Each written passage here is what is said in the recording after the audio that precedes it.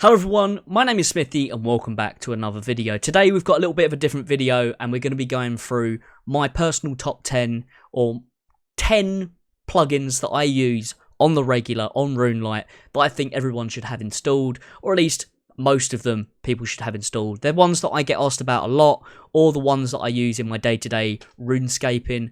Also shout out to Shanker Muffin, he's also done his top 10 as well. Actually he did a top 15. Go and check out his video, I'll put a link in the description. I think he's done a couple now, but go and check him out because he's got a slightly different list to mine based on personal preference like I said. But I'm going to stop rambling, let's get into the list. So the first plugin that we're going to be looking at is the Quest Helper, and it does exactly what it says on the tin, helps you with quests, giving you a step-by-step guide. So with the Quest Helper, it allows you to flick through all the different tiers of quests that you can do within Gillinor. Obviously, this is filtered down based on the quests that I have remaining. But you can see here, say for example, we want to do Rag and Bone Man 1. You select that, it gives you the item requirements, give the recommended items, enemies that you need to defeat, any notes that they've added for the quest as well. It also gives you a quick link to the wiki if you do want to go and have a look on the wiki page. And then it gives you a step-by-step and also tells you what items you need for each step as well. And it will also check off each step as you do them, which is rather nice. Another thing you can do is also filter by... it's annoying, you can't actually see the drop down, which is annoying, but you you can filter by like free to play, members, or just quests, members, or mini quests. I haven't got any left that are novice. Also achievement diaries as well. There's something for that. Hold on, there we go. It helps what I have on that. I've only got the Karamjas apparently, but there you go. You can filter by achievement diaries. Would you look at that? But yeah, it's a really handy little tool. And it will give you a step-by-step as you're going through. And also on the map, it will put out... So, for example, you can see here... let me flick over. You can see here that I've selected the Ascent of Archaeus. Starting off, it's saying that I need to go to Mori in Archaeus, whatever it is. And it will show you on the map. There you go.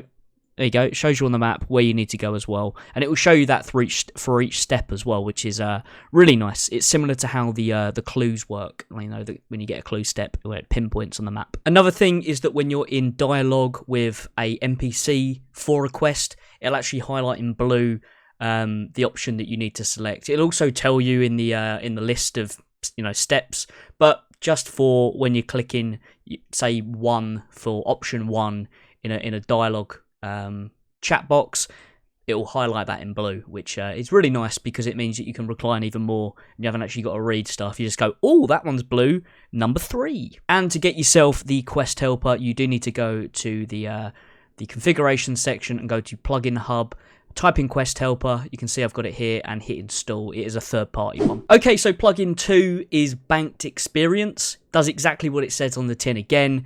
It calculates the experience you would gain from the items that you have currently banked. So we're going to head over to, again, we're on the configuration setting. It is one that you need to install, so it's Banked Experience. It's this one here with a little blue icon with the yellow text. We're going to go to configuration. I'm going to type in Banked Experience.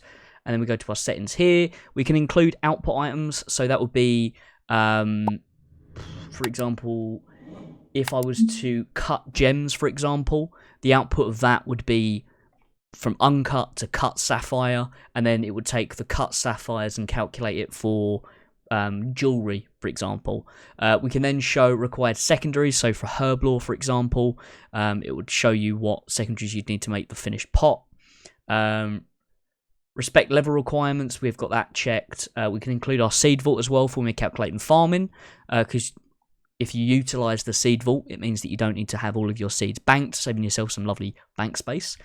We can also include our inventory items, also items that are stored in our looting bag if you've been out in the wildy, and also our fossil island chest as well. So to go over to where the actual banked XP is, we go over here on the right hand side, we've got the icon there that we saw on the plugin hub. We select that. So here we've got fletching, for example. My current level is 84, and here is my current experience. With everything in my bank, I would gain up to level 88 fletching with this target experience. So total banked, I have 1.65 million total XP banked. To get to level 89, I'd need 234,695 more experience. banked to be able to get to level 89. And here you can see all the different items. So if I was to make these logs into oak longbows, you'd see it changes how much experience we get, because you get obviously more per log than you would doing arrow shafts. So if I change all this to longbows, it will recalculate actually how much experience we'll be getting. And also it will put a check in here, so I'm not actually level 90. Is it 90 to make redwood shields? It's either 90 or 95. Either way, it's picked up, but I have these banked, but I can't actually do anything with them yet because I don't have the required level. And then here we can see, you know, how much experience I get from just doing oak longbows. You can also ignore items, for example, which would then take off. So say you have you're not going to want to use your oak logs for fletching because you've got them banked for construction. You can toggle that item to say, don't include that one. I don't want that included in my XP calculator, and it will take it off for you. And then we've got things like cooking as well. Here's a full list. We've got construct. Actually, you can't see it on screen, but anyway, I'll read them out. Construction, cooking, crafting, farming, fire making, fletching, herb lore, hunter, prayer, and smithing. So with cooking, for example, we've got all this raw food in my bank. And it would give us 444,996 total experience if I was to cook them all up. That's assuming they all cook and don't burn. And then to get to 99, I'd need an additional 439,829 XP. Pretty simple, you know, to explain. But it's a really powerful tool when you're trying to work out how much you have banked towards a certain level. For example, say if you're going for a 99 grind, you can see how much stuff you need in your bank and see if you're kitted out, ready to go and get that lovely skill cape. The third plugin we're going to be taking a look at is bank tabs. So again, if you go over to your settings, I'm still on banked experience, and you put in bank tags, we go over here. You need to first of all turn it on, select use tag tabs. Remember last tab, I've got that done as well. Remove tab separators, I'm going to be getting into that as well. But let's go back over and we're going to jump into the bank and I'll show you how they work.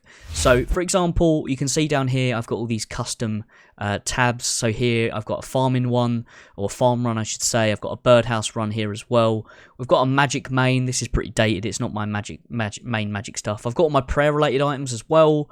Then AUX, etc, etc. But say for example I've got, what have we got here? So let's go to my teleports. So I've got here my dig site pendant. You can see here I've got edit tags and I've got two. So you got here, I've got it in my birdhouse run tab and also my clue tab, because I might use a dig site pendant for both tasks. Using a comma to separate the two, it then defines two different tags against that one item.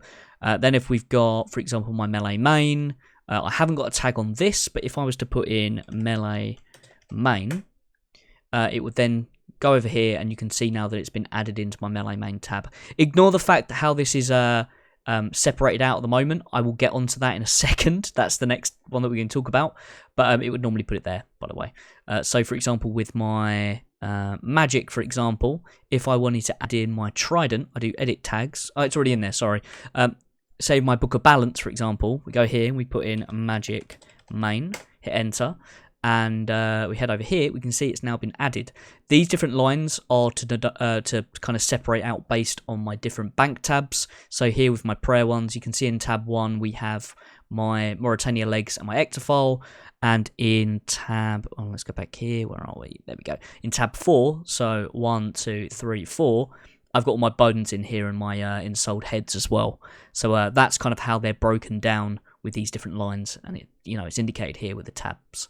But yeah, bank tabs really useful when you want to, say for example, you know, work out what your best in slots are instead of having to go through different tabs. If you haven't got a very organized bank, you can use bank tabs to, you know, add some more refinement to your bank management per se. Okay, so I've kind of given the game away with the fourth one, which is bank tag layouts. So let's open up the site again.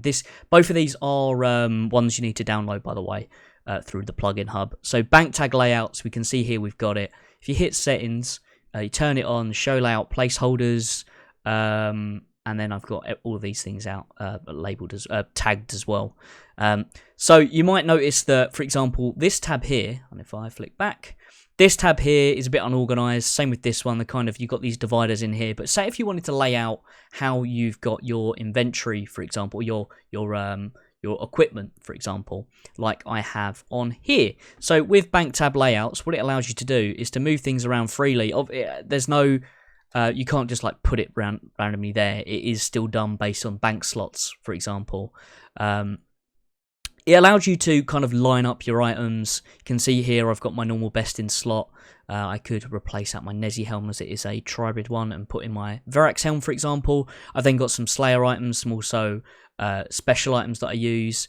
I've got my Bone Crusher here if I'm doing Slayer. I've got my Slayer items. I've then got my prayer pots and food. I probably could put in here. So where is that? I could go my super restores. I put melee main as my tag, and then I come over to the melee main tab, and because I've enabled it on this one, I can now start dragging it over. Can I? No. Oh, you can't use this side, sorry. I can now drop them there.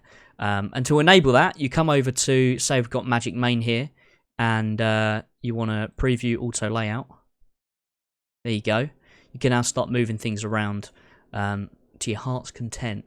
So I'll remove layout, I can remove these as well, just like that, because that's not what we want. And we can start moving these around, so I can put that there, and my trident goes this side. You can put that there as well, and kind of lay out how your gear layout would be as well, which is rather nice. And then if you tab in and out like that, it won't save it, so you need to click the little checkbox. Well, on this one, won't we? Preview auto layout. You get the idea, but yeah, you do that, click that, and it saves it. Which it's a nice little feature to have. It really is. I remember seeing someone was streaming, and I saw him do it, and I looked up how to do it, and it was another plugin. And here I've got my setup for my clues, for example. So I've got my teleports, optional items, then I've got some caskets that I'm storing and some clues as well. And then say if I'm going into the wilderness, this is the shit that I take for that. But yeah, really useful one to have. If you like organising your stuff. Okay, so number 5 might not be one for everyone, but it's one that I found really handy when it comes to doing certain events, like things like bingos, and it's called clan events, this next one. So for example, when you're doing a bingo, if you've never done one before, on your screenshots for when you're submitting drops, say you get a, I don't know, Guthan's Helm at Barrows, and that's one of the tiles that you need to tick off. When you take your screenshot, to make sure that you haven't done it it's not like a past screenshot that you're trying to cheat the system with. Normally with bingos, there'll be a special phrase that you need to submit on your screenshots with a timestamp. So one thing that you can install, if I head over to the side here, we go to Plugin Hub, and we put in Clan Event. You've got Clan Event, this one here, Clan Events here. So you'd install that there. Helps if I do that, doesn't it? I'll tell you, I'm not scuffed, I swear. And then we've got this Clan Events here. So if you were to type it in, it's only because I've got it favorited. You'd have this one here. So you toggle it on, and then you go onto your the little cogwheel, and then you've got your event passcode. So say it's Smithy is a twat. Okay, there you go. So that's your key phrase.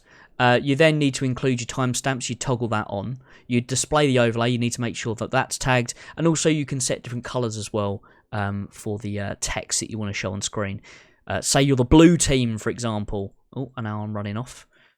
I'm a knobhead, don't I? Say you're the blue team, for example, and you want to have your text in blue. You can change all that with a little hex colour selector. So if I head over to this now, we can actually see it on screen. We can see here that we've got that little tab open. And if you hold Alt when you're on a RuneLite, and you can then drag things around, and I can make it longer if I want to. There we go, like that. And then obviously with the little toggler, say if you finish the event, you can toggle that on and off as well. So I'll show you that going on and off as well. There you go. Now is not the time, Flipper, but it's a really nice little useful one to have, especially if you like doing clan events and bingos and things like that. Good one to have on the account or handy to turn on at a moment's notice, because it's literally just that, a toggle to put it on once you've configured it. And also you can change it as much as you like. This next one, which is number 6, is probably quite a default one for everyone, but it's one that some people might not know about if they're not familiar with what RuneLite is. So the next one is XP tracker. Okay, so there we go. Let me toggle that on. XP tracker. Okay, so this, as it says on the tin, it's gonna track your XP. So you can see here we've actually got on the right hand side here this little like graph bar chart. It will actually track your XP per hour for all the skills that you're currently working on. So say you're doing wood cutting and then you're instantly fletching the logs, it would have wood cutting and fletching, and it will give you the XP per hour. It will give you the XP that you've gained in the session that it's been recording for. It will give you the XP left until the next level, and how many actions you'll need to do. So say if you're say for example here you got magic. So I did a home teleport. If I did 2,663 more home teleports, I would get to level 90. And you can configure all this on when it pauses, so you can see on here that I've currently got it paused, so it's not currently tracking. So you can see here that you can pause on logout. So say if you need to go AFK and you want to log out, you can set it so it will freeze your stat tracker.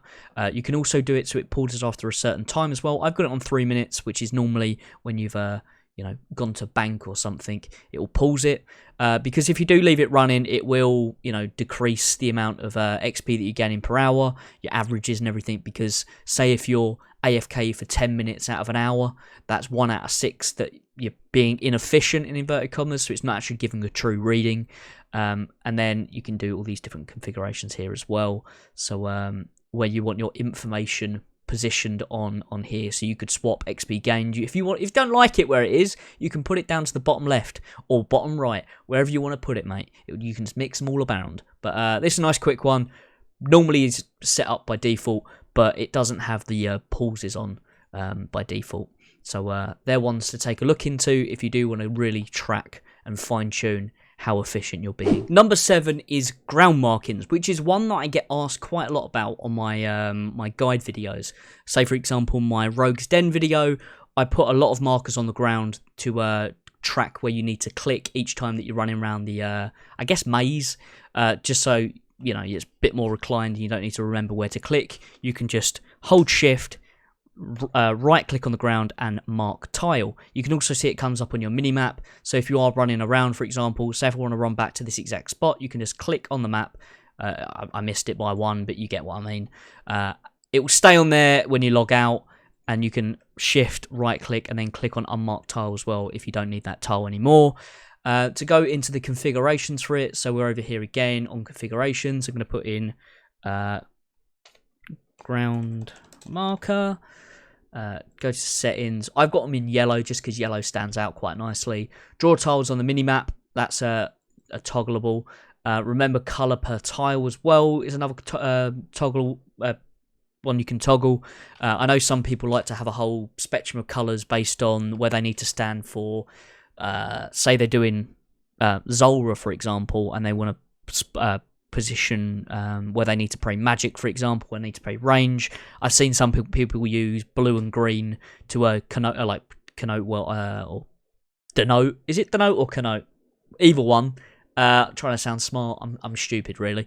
To show where they need to stand and what they need to pray when they stand there, essentially.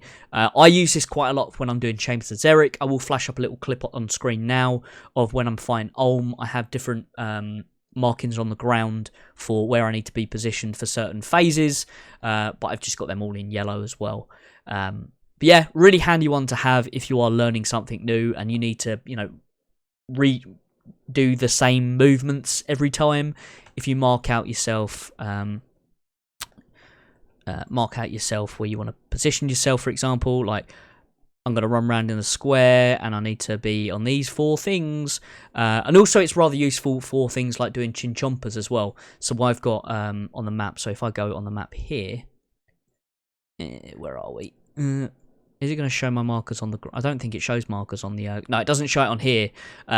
I'm an idiot, I probably should have known that. But for example, when I'm over doing chinchompas in like the Feldit Hills, I've actually marked out all the squares where I... or the tiles, I should say, where I actually put down my traps. So it's a really good one. It saves, so you don't have to worry about it every time you log in.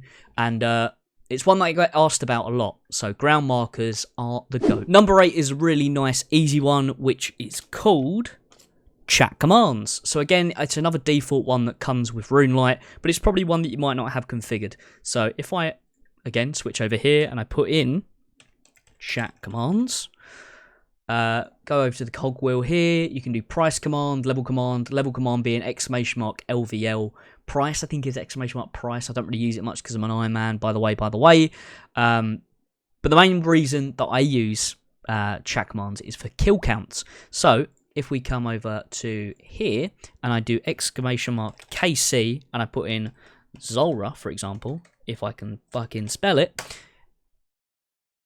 and we go to public, you can see here that for Zulrah I've got 67 KC right now. So if I put in level Slayer, it will then give you your Slayer level, your current experience, and also your rank as well. Which, say for example, you're in a clan chat, someone goes, "Oi Smithy, what's your current fire making level? Or what's your total XP in fire making?" And I do level, I do slash level and fire making. Then in my clan chat, it's just posted what my fire making is, my experience. Really nice. It's really handy, and especially if you're streaming, for example, in my case, and someone asks, "Wait, what's your current Chambers of Zeric KC?" You can do !KC and then, put in Cox, COX, not cock as in, Wang, and it will give you KC. You don't have to remember it. And I think if you do PB Zulrah, for example, it will give you your personal best time as well. There you go, PB is personal best for time, which mine's a not very impressive 301. Okay, number 9 is another really easy one that comes with RuneLite as well, which is run energy. Again, another one I get asked a lot about is, how comes you've got a timer next to your run instead of a percentage? So if you come over to the settings, you put in run energy, you go to the little cogwheel and you replace it with the tick. So you see at the moment I'm on 100% run. Toggle that, it will change it to how many seconds it is. And then also that scales based on the armor that you're wearing as well. So you're probably not going to do it now that I'm not putting anything heavy on. But if I was to put anything heavy on, because my weight hasn't really changed there, if I was to put on full Darox, for example, that time would change because I'm heavier, so I can't run as far. So you can really have a play around to see how far you can actually run with any given gear set. So it's a really useful one. It's one that not everyone knows about, but yeah. Okay, our last one, number 10, is World Hopper. So you might be, say for example, you're trying to buy runes from the Varrock rune shop, but you've bought out the whole shop. You're a big spender. You've bought all those fire runes, and now you need to go to another world. Instead of being like a chump and coming over here, clicking World Switcher, and then waiting for it to load, clicking another world. What you can do, my friends, is if we come over to the sidebar, we type in World Hopper, we click the cogwheel, we can select ourselves to hop to previous, hop to next. So I don't really use previous because if you're hopping through buying things, you're not going to go back to a world that you just bought out the shop in. Control Shift right. So if we hold Control, we hold Shift and we do right, you'll then see that it then loads. And in chat, I'll show you when it hops me over. There we go. We can now see that it's hopped this world. If I do this in chat, you can see that we've quick hop into World 364, which is a really nice little tool to have, especially if you are trying to buy loads of mass runes or you're trying to buy mass seeds from the Olivia in Draenor, for example. Say in my case, I buy all my Hammerstone seeds there for my birdhouse runs. I hold Control Shift and I do me right. I flick through all the worlds, buy up all the stock because I'm a seed baron and I need all my seeds. I gobble them all up. But yeah, it's just a really good, nice one to have as a really quick method for switching between worlds. Really easy to set up as well. But yeah, that's number 10. Okay, and there is 10 RuneScape plugins that I think everyone should have installed, or at least, consider. Because let's face it, everyone's got a personal preference. The beauty of RuneScape is you can play it however you want to play it. If you want to put in different plugins, you can. There's so much stuff available at your fingertips, but a lot of things that people just don't know about. So hopefully you've learned something from today's video, something you're going to take away and actually start using yourself. And let me know in the comments if there's any of the plugins that you're actually going to go and set up yourself. It'll be really interesting to hear what you guys say. And also let me know if there's any plugins that you think should have been on the list. Leave them down below. Let's start a discussion. Maybe I can make a sequel video where I go through some of the ones that you guys have suggested and I try them out for myself. That'd be really cool. But if you are new around here, why not subscribe for more? It's completely free. And if you did enjoy, hit that like button. And I'm not gonna ramble. I normally ramble at the end of videos. I know this one's quite long, so I'm gonna stop rambling. Let you guys go. Stay safe. Thank you very much for watching, and I'll see you all in the next video. Bye.